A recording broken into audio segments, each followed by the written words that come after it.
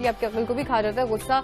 तो गुस्से के हवाले से बात करेंगे, बर्दाश्त के हवाले से भी बात करेंगे। एज अ नेशन में अगर हम बात कर रहे हो और एज अ सोसाइटी भी, मुआशरे के तौर पे भी अगर हम बात कर रहे हो, तो अगर हम देखें तो हमारा इनटॉलरेंस बहुत ज्यादा बढ़ चुकी है, टॉलरेंस बहुत कम हो चुकी है। इनफैक्ट अगर हम रोड्स पे देख लें ना, जैसे हम कुछ दिन पहले बात कर रहे थे, सड़कों पे, ट्रैफिक पे, हाँ, हम एक दूसरे को गाली गलोच करना शुरू हो जाते हैं, हम बर्दाश्त नहीं करते किसी की बात, हल्का से किसी ने कुछ कह दिया। इसके अलावा भी अगर हम वर्क प्लेसेस पे भी देख लें तो यही मामला देखने में नजर आ रहा होता है। तो क्यों हम इतने अदम बर्दाश्त लोग बन चुके हैं, इस वाले से भी डिस्कस कर रहे होंगे। इस वाले से बात करने के लिए और आज खास तौर पे आज के दिन के लिए बात करने के लिए हमारे साथ हमारे बड़े मौजूद मेहमान अली अजमल साहब मौजूद है, जो कि माहिर नफ्सियात है। अस्सलाम वालेकुम sir, good morning. Morning to you too. Thank you Ali, कैसे आप? ठीक है जी, हम फाइन, थैंक यू। बहुत अच्छा लग रहा है जनाब आपको अपने शो में देख के। और आज का खास दिन जो सेलिब्रेट किया जा रहा है उसका मकसद है लोगों को अवेयरनेस देना कि बर्दाश्त करना कितना जरूरी है अपने रिलेशनशिप में। आपके माँ बाप का रिश्ता हो, आपके बहन भाइयों का हो, वाइफ हस्बैंड का हो, कोई भी रिलेशनशिप हो, इनके दोस्त हो, आपके कुलीग्स हो, तो उसमें जब तक बर्दाश्त नहीं होती वो रिश्ता खराब हो जाता है। अली, आप इस हवाले से क्या कहेंगे आज के दिन के हवाले से? जी बिल्कुल, आपने ठीक कहा कि बर्दाश्त जो है ये किसी भी चीज को, किसी बिहेवियर को, किसी मसले को बर्दाश्त करना, ये इंसान की एक बहुत बड़ी कैरेक्टरिस्टिक है। और एक सेहतमंद इंसान में बर्दाश्त का जो एलिमेंट है वो बहुत जरूरी है। बर्दाश्त अगर नहीं है तो हमारी पर्सनैलिटी में बहुत सारे गैप्स हैं। तो यकीनी तौर पे बर्दाश्त करना किसी की बात को, ये हमारे रिलेशनशिप के लिए बहुत इंपॉर्टेंट है। उसके अलावा ये हमारी अपनी सेहत के लिए भी बहुत इंपॉर्टेंट है, ये जो चीज़ों को बर्दाश्त करना और फौरी रिएक्ट ना करना। लेकिन आजकल थोड़ा सा जैसे आपने बताया कि वाकईतन सोसाइटी जो है वो, हम बहसीयत सोसाइटी और एक इंडिविजुअल के तौर पे हम में ज़रा बर्दाश्त की कमी आ गई है। हम बर्दाश्त नहीं कर रहे चीज़ों को, और हम अच्छा बाज़ औक़ात हम बर्दाश्त ना करने पे बड़ा फख्र महसूस करते हैं कि एग्जैक्टली। और हालांकि अगर आप इसके पीछे देखेंगे, जो इनटॉलरेंस के पीछे कौन से ऐसे अनासर हैं, कौन से ऐसे शख्सी अनासर हैं जो कार फरमा होते हैं, तो उसमें देखें कि कोई भी बात इतनी अच्छी नहीं है कि जिसपे हमें फख्र करने की जरूरत है। बल्कि अगर हम बर्दाश्त नहीं करते तो कंट्ररी हमें अपने आप को चेंज करने की जरूरत है। लेकिन कुछ माशरा ऐसा बन गया है, और फिर हमने कुछ कल्चर का भी एक एस्पेक्ट है जो कि हमारे में हमसे ये बाज़ औक़ात इनडायरेक्टली एक्सपेक्ट करना शुरू कर देता है कि हमें बर्दाश्त नहीं करना चाहिए।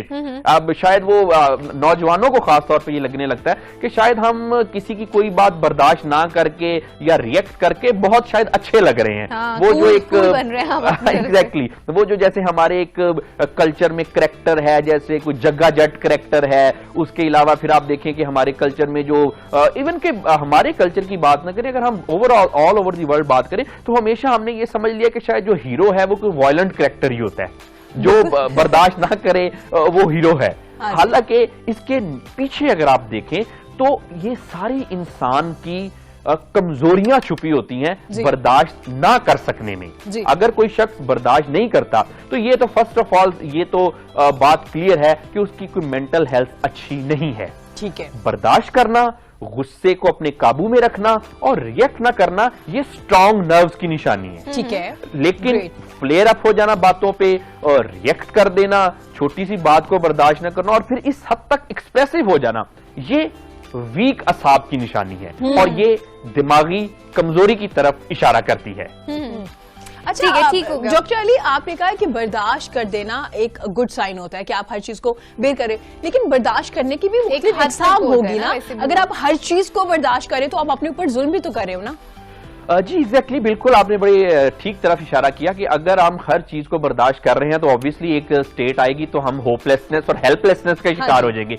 एक हद तक हमें उसका कोई भी अगर आपके साथ सर्कमस्टांसेस हैं या कोई लोग हैं तो नो डाउट कि हमें कहीं ना कहीं रिस्पॉन्ड करना पड़ता है। लेकिन अच्छा, वो ना रिस्पॉन्ड करना होता है, रिएक्ट नहीं करना होता। ठीक है, रिस्पॉन्ड करना हालात के हवाले से ये अच्छी बात होती है, लेकिन जब हम रिएक्ट करने पे आ जाते हैं उसकी फिर कोई हद नहीं है। किसी भी सूरत में हमें रिएक्ट नहीं करना चाहिए। और जहां तक बर्दाश्त का मामला है ना, ये सिर्फ इंसान की दूसरे लोगों के साथ बर्दाश्त नहीं करना होता, इंसान ने अपने सिर्कमस्टांसेस को भी बर्दाश्त करना होता है। और तो ये एक ऐसा ट्रेट है कि ना सिर्फ ये कि सोसाइटी में इंपॉर्टेंट है, बल्कि ये आपकी हेल्थ के लिए भी इसलिए इंपॉर्टेंट है कि जितना हम चीजों को बर्दाश्त करेंगे उतना ही हम सिर्कमस्टांसेस को भी बर्दाश्त करेंगे, अपने साथ लाइफ में आने वाले मसलों को भी बर्दाश्त कर लेंगे। और आप जाहिर बात है, अगर कोई शख्स अपने साथ आने वाले मसलों को अच्छी तरह से बर्दाश्त कर लेता है तो उसकी मेंटल हेल्थ भी अच्छी होगी, उसकी फिजिकल हेल्थ भी अच्छी होगी, वो करियर में भी एक्सेल करेगा, उसके रिलेशनशिप्स भी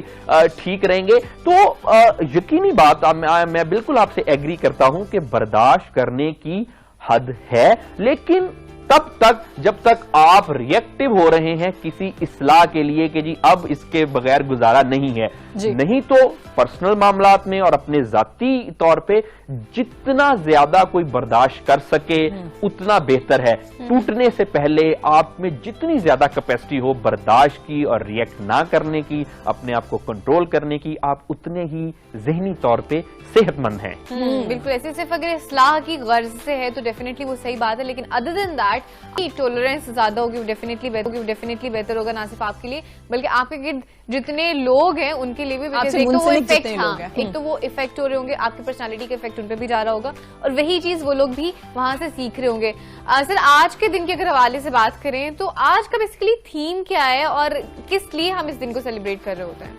देखिए, जो जी यूनाइटेड नेशन का एक थोड़ा सा हिस्ट्री को भी मेंशन करते चलिए। जी एक दिन है यूनाइटेड नेशन का फॉर टॉलरेंस, कि जो कि वो इस मुनासबत से मनाया जाता है कि दुनिया में ओवरऑल जो हम एक दूसरे को बर्दाश्त नहीं करते उसके हवाले से अवेयरनेस प्रोवाइड की जाए और उसके साथ साथ लोगों को इसकी इंपॉर्टेंस बताई जाए कि बर्दाश्त करना क्यों जरूरी है। और ये ना सिर्फ कि हमारी इंडिविजुअल सतह पे है बल्कि ये इंटरनेशनली है। आप देखिए कि जो अदम बर्दाश्त का मसला है वो हमारी एक इंडिविजुअल जात में, उसके बाद घरेलू झगड़ों में, फिर सोसाइटी के अलावा नेशनल और इंटरनेशनल लेवल पे भी बहुत ज्यादा है। हम इंटरनेशनल लेवल पे भी चीजों को एक कौम दूसरी कौम को बर्दाश्त नहीं कर रही। तो यूनाइटेड नेशंस का जो ये जो आलमी दिन है फॉर टॉलरेंस, ये छोटे से सतह से लेकर इंटरनेशनल पर्सपेक्टिव को भी डील करता है। और जो अगर देखें कि इंटरनेशनल लेवल पे क्यों इतनी ज्यादा ये जो बढ़ रही है अदम बर्दाश्त, इसमें जो यूनाइटेड नेशंस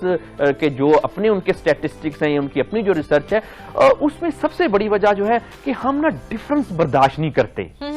एक कौम दूसरी कौम को जो इख्तलाफात है वो बर्दाश्त नहीं करती। इख्तलाफात से मुराद मेरा ये नहीं है कि कोई झगड़े हैं, हम जस्ट डिफरेंस ऑफ ओपिनियन भी बर्दाश्त नहीं करते। हम कहते हैं अगर ये कोई मेरे जैसा नहीं है तो ये यकीनी तौर पे मेरा मुखालिफ ही है।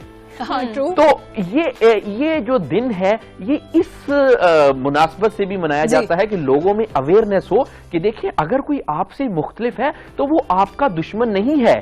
आप में जो डिफरेंस टॉलरेंस है, जो एक दूसरे के इख्तलाफ अगर कोई मेरे जैसा नहीं है तो मैं उसको, जो मेरा और उसमें फर्क है, मैं उसको बर्दाश्त करूं। मेरे अंदर बहसियत इंसान और एक एक्सेप्टेबिलिटी होनी चाहिए और एक इस दुनिया के फर्द के हवाले से एक उसके उस कैपेसिटी में मेरे पास एक ऐसे मैकेनिज्म होने चाहिए कि मैं अपने ऊपर, अपनी वैल्यूज के ऊपर मुनासिब हद तक प्राइड फील करूं, ताकि वो प्राइड मुझे किसी इंफीरियरिटी कॉम्प्लेक्स से बचाए और मैं दूसरों के कल्चर को भी देखूं, अडॉप्ट करूं और उनको बर्दाश्त करूं।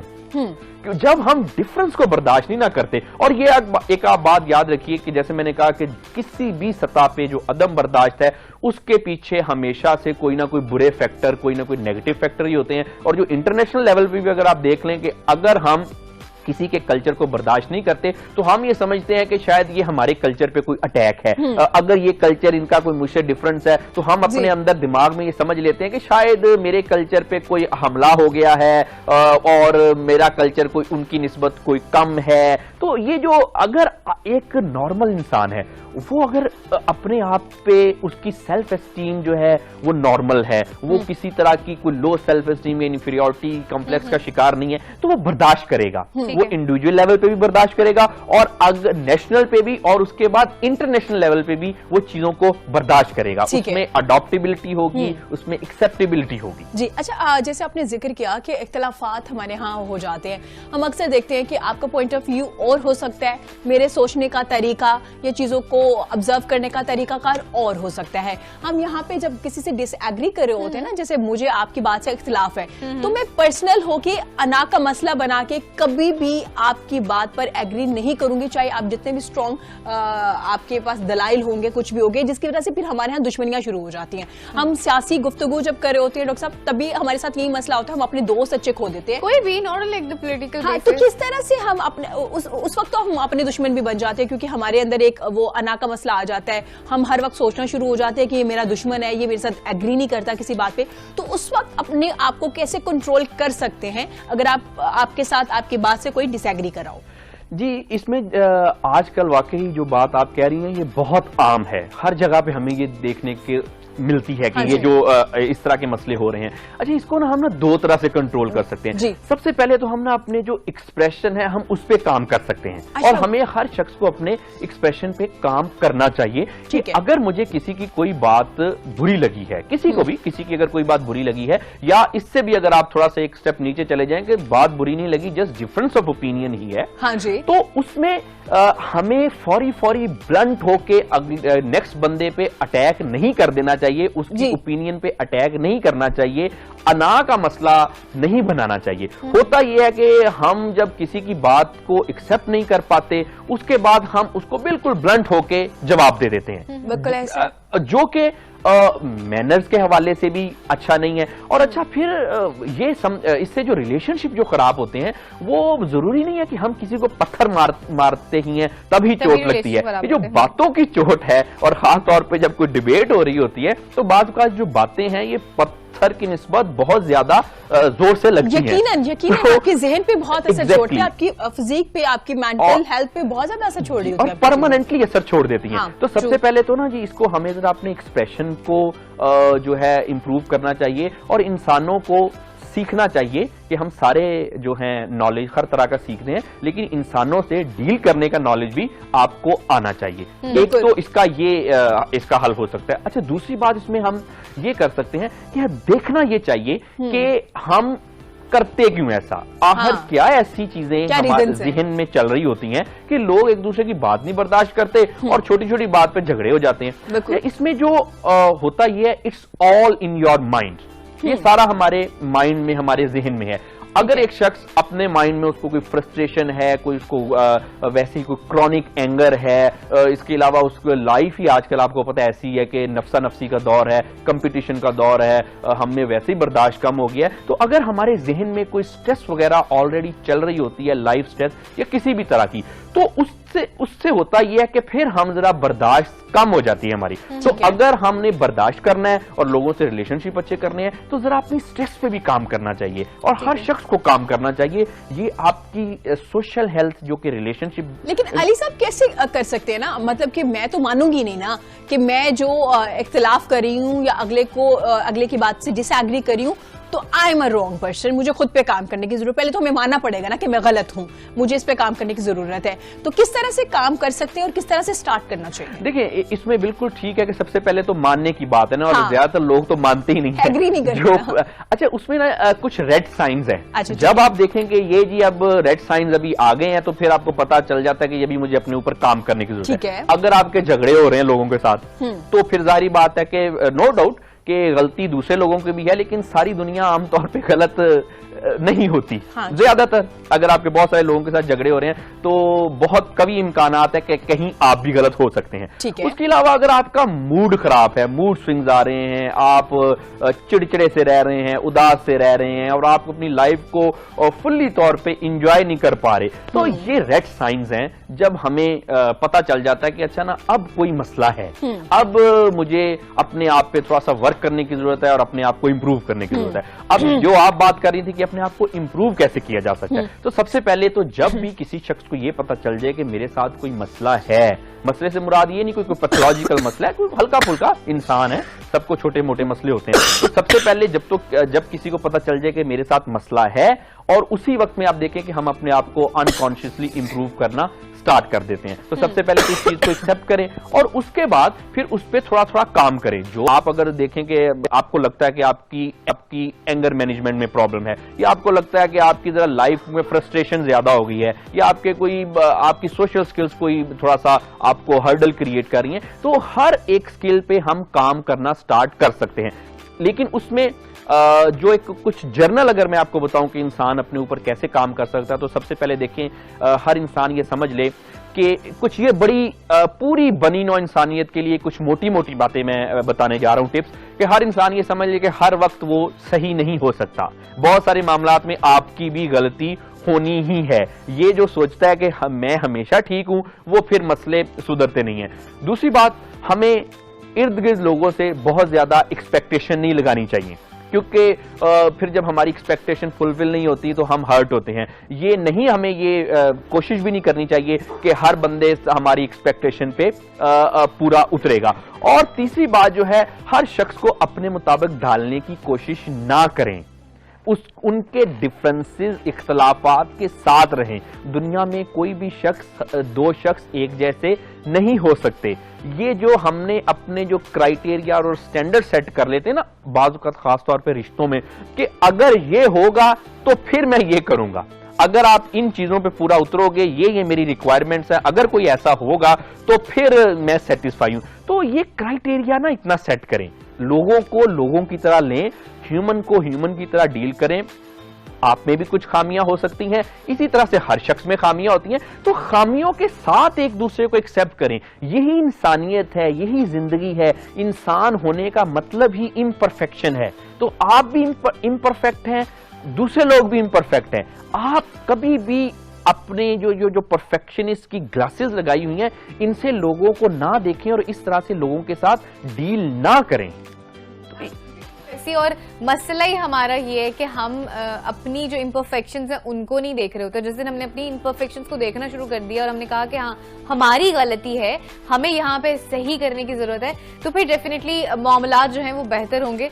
और एक्सेप्टेंस का एलिमेंट जो बेसिकली हमारे में कम है, अगर वो एक्सेप्टेंस का एलिमेंट आ जाए तो डेफिनेटली जो हम इंटॉलरेंस की बात करें कि वो खत्म होने, डेफिनेटली हम उसकी तरफ भी बढ़े होंगे, खत्म होने के चांसेस डेफिनेटली हो रहे होंगे। तो जनाब यहाँ पे वक्त छोटी सी ब्रेक का, ब्रेक से वापस आएंगे, मजीद करेंगे आपसे बात। देखते रहिए पाकिस्तान के साथ।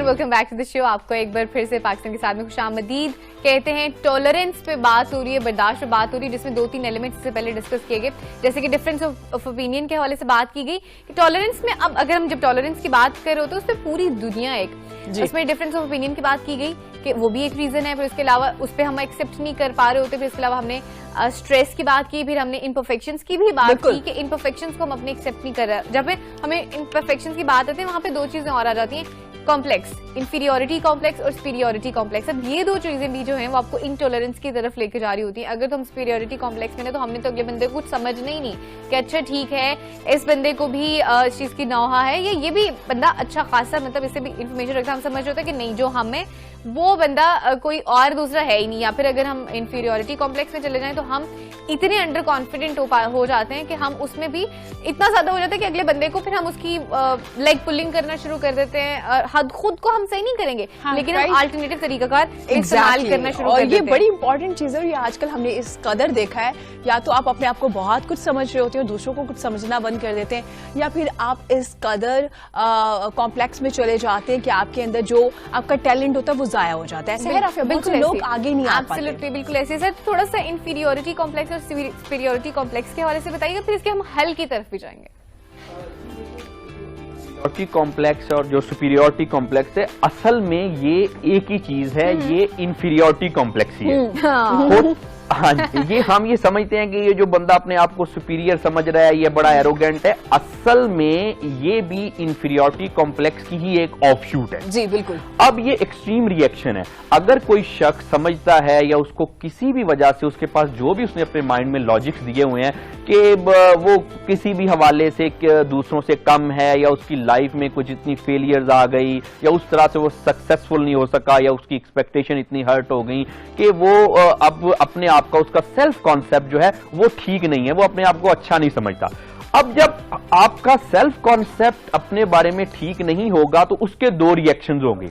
या तो हम बिल्कुल ही अपने आप को इंफीरियर समझना शुरू कर देंगे, और या तो उसका दूसरा एक्सट्रीम रिएक्शन है कि हम अपने आप को सुपीरियर समझना शुरू कर देंगे। बिल्कुल ऐसा है। अब जो असल में ये एक ही चीज है, ये इंफीरियरिटी कॉम्प्लेक्स ही है। सुपीरियरिटी कॉम्प्लेक्स असल में कोई चीज है ही नहीं। इंफीरियरिटी कॉम्प्लेक्स सबसे पहले तो ये समझना पड़ेगा।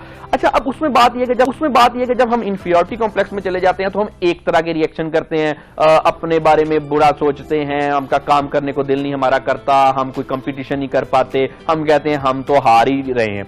हाँ, उसके एक इस तरह के एक्सट्रीम रिएक्शन, और मेरी थोड़ी जॉब हो जाएगी, मेरा क्या लेना देना है इन चीजों से। जी, और इस तरह की जो रिएक्शन है हमारी लाइफ के, जो अगर हम इस एक्सट्रीम पे होते हैं तो वो हम काम नहीं कर पाते, हम इनिशिएट नहीं कर पाते, हम कहते हैं कि हमने तो हारना ही है। अगर कोई शख्स इंफीरियरिटी कॉम्प्लेक्स का शिकार है, उसके अपने नुकसान आते हैं। अगर आप इसी की दूसरी एक्सट्रीम पे चले जाएं, जो शख्स अपनी इंफीरियरिटी को छुपाने के लिए उसके ऊपर सुपीरियरिटी का और ईगो का और प्राइड का खोल चढ़ा देता है, जिसको हम superiority complex, so called superiority complex कहते हैं, उसके फिर एक्सट्रीम रिएक्शन के अपने नुकसान होते हैं, रिलेशनशिप खराब होते हैं, आपकी परफॉर्मेंस इफेक्ट होती है, आप जरा ओवर कॉन्फिडेंट होते हैं, और आपको ओवर कॉन्फिडेंट शायद अंडर कॉन्फिडेंस से बुरी चीज है।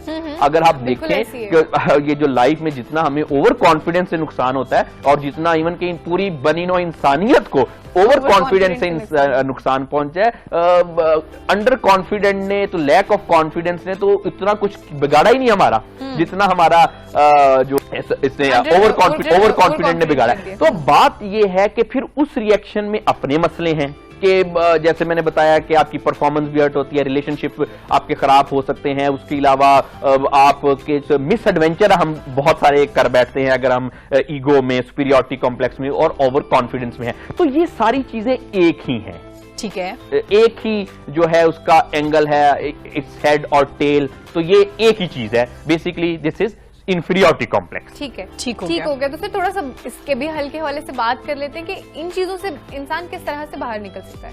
देखिए, अगर इंफीरियरिटी कॉम्प्लेक्स से हमें बाहर निकलना है तो सबसे पहले अपने आप को कुछ हमें सुजेशन देने पड़ेंगे, पॉजिटिव सुजेशन, कि जो जरूरी नहीं है कि जो शख्स इंफीरियरिटी कॉम्प्लेक्स में मुब्तला है वो वाकयातन इंफीरियर ही हो। ये इंफीरियरिटी कॉम्प्लेक्स ये हमारे माइंड में होता है कि जी हर शख्स ने जो इंफीरियरिटी कॉम्प्लेक्स का में शिकार है या उसका मरीज है, उसने अपने आप को कुछ लॉजिक्स दिए होते हैं कि जी ये मेरे रीजन है जिसकी वजह से मैं इंफीरियर हूं। अब ज्यादातर देखने में ये आया है कि जितने भी किसी शख्स ने अपने आप को कोई लॉजिक दिए हुए हैं फॉर बीइंग इंफीरियर, वो ज्यादातर रियलिस्टिक नहीं होते। कि लाइफ में एक दो किसी को प्रॉब्लम्स आ गई, 2-3 दफा फेल हो गया तो उसने अभी हिम्मत ही छोड़ दी और अपने आप को इंफीरियरिटी कॉम्प्लेक्स में मुब्तला कर लिया। इसका सबसे अच्छा हल ये है कि आप अपनी जो लाइफ की महरूमियां तलखी हैं उनको अपने माइंड में एग्जैजरेट ना करें। दुनिया में हर शख्स को कोई शख्स भी परफेक्ट नहीं है, हर एक में फेलियर भी हुई है कहीं ना कहीं, और हम आए रोज बाद फेल भी होते हैं। और ऐसा भी नहीं है कि दुनिया में हर शख्स जो है उसको सारी चीजें दुनिया में मिल गई हैं और किसी में कोई महरूमी नहीं है। जैसे वो कहते हैं कि कौन है दुनिया में जिसको सब कुछ मिला, मुझको सब कुछ मिला बस मिले एक तुम नहीं। तो हर एक की लाइफ में कुछ ना कुछ ऐसी चीजें होती है कि जो कि हमारी महरूमियां होती हैं। अब जो शख्स इंफीरियरिटी कॉम्प्लेक्स का शिकार है वो अपनी महरूमियों को एग्जैजरेट ना करे, अपने पॉजिटिव एस्पेक्ट को अगर थोड़ा बहुत अगर एग्जैजरेट कर भी ले तो उसमें कोई बुराई नहीं है। और जो अल्लाह ताला ने आपको इतनी सलाहियतें दी हैं आप उस पर जरा फोकस करें। और उसके बाद आप देखें कि फिर जब लोग ऐसी बातें करने लगते हैं, अपने माइंड को पॉजिटिव सजेशन देने लगते हैं, तो उनमें एक बहुत बड़ा जो एक उनको कह लें कि उनका एक शिकंजा होता है है जहनी शिकंजा जिसमें वो फंस जाते हैं। वो वाकयातन अगर कोई बंदा किसी चीज में लैक है तो वो समझता है कि मैं तो वाकयातन इस चीज में, ये मेरे अंदर क्वालिटी नहीं है या मेरे पास ये चीजें नहीं है, इस वजह से मैं अपने आप को इंफीरियर समझ रहा हूं। तो मैं आपको यहाँ पे एक बात बताऊं कि कोई भी दुनिया का कोई शख्स जिसके पास कुछ भी बज़ाहिर नहीं हो, हमने ऐसे ऐसे दुनिया में भी शख्स देखे हैं कि जिनके हाथ भी नहीं थे, टांगे भी नहीं थे, बाजू भी नहीं थे, और उन्होंने, और कुछ लोग ऐसे हैं जो सुन भी नहीं सकते थे, देख भी नहीं सकते थे, लेकिन उन्होंने अपने इस चीज को अपने दिमाग पे हावी नहीं किया, और सिर्फ उनके पास एक चीज थी, एक सांस थी, एक पॉजिटिव थिंकिंग थी और एक दिमाग था। बाकी उसके बाद ना तो उनके पास कोई इतनी एजुकेशन थी, ना हाथ थे, ना पांव थे, लेकिन फिर भी आप देखें कि अगर किसी के पास इतनी सी चीजें भी हैं, ये सिर्फ एक सांस, एक पॉजिटिव थिंकिंग और एक नॉर्मल सा दिमाग, तो ये भी अल्लाह ताला की इतनी बड़ी नेमत है कि आप सिर्फ इन चीजों के साथ भी आप दुनिया बदल सकते हैं। तो बहुत सारे ऐसे लोग हैं जिन्होंने इस दुनिया का हिस्ट्री का कोर्स चेंज किया। वो सिर्फ उनमें सबसे इंपॉर्टेंट चीज थी एक पॉजिटिव थिंकिंग थी। तो इसलिए अगर आप देखें कि बहुत सारे ऐसे लोग हैं, स्टीफन हॉकिंग से ज्यादा किसको बीमारियां थी, हेलन केलर के जितने किसको मसले थे, लेकिन फिर भी लोगों ने अपनी जो महरूमियां हैं इनको नहीं अपने सर पे सवार किया। इसी तरह से आम इंसान तो इनसे बहुत बेहतर है। अल्लाह ताला ने तो दुनिया के ज्यादातर लोगों को बहुत चीजों से नवाजा हुआ है। तो अपनी पॉजिटिव एस्पेक्ट को फोकस करें, अपने नेगेटिव एस्पेक्ट पे इतना एग्जैजरेट ना करें। आप किसी भी हालत में हैं, कितने भी बुरे अगर आप हालात समझते हैं, तो आप ये बात याद रखें कि इस दुनिया का कोई शख्स भी बेचारा नहीं होता। हर शख्स के पास कोई ना कोई चारा जरूर होता है। क्या बात है। तो इसलिए कोई भी शख्स अपने आप को आप बेचारा ना समझें। ये जो अपने आप को लॉजिक दिया है कि मेरे पास ये नहीं है, इससे जरा निकलें और फिर आप देखेंगे की तरफ आ जाए। एग्जैक्टली। और आप उसके बाद देखेंगे कि आपका जो इन्फीरियरिटी कॉम्प्लेक्स है, जब आप देखेंगे कि आपको क्या क्या मिला है, हर शख्स अगर आज ही लिस्ट बनाना शुरू कर दे ना कि उसको लाइफ में क्या क्या मिला है, तो शायद हम नेक्स्ट प्रोग्राम इस पे कर रहे होंगे कि अभी लोगों के सेल्फ कॉन्सेप्ट को नीचे कैसे किया जाए।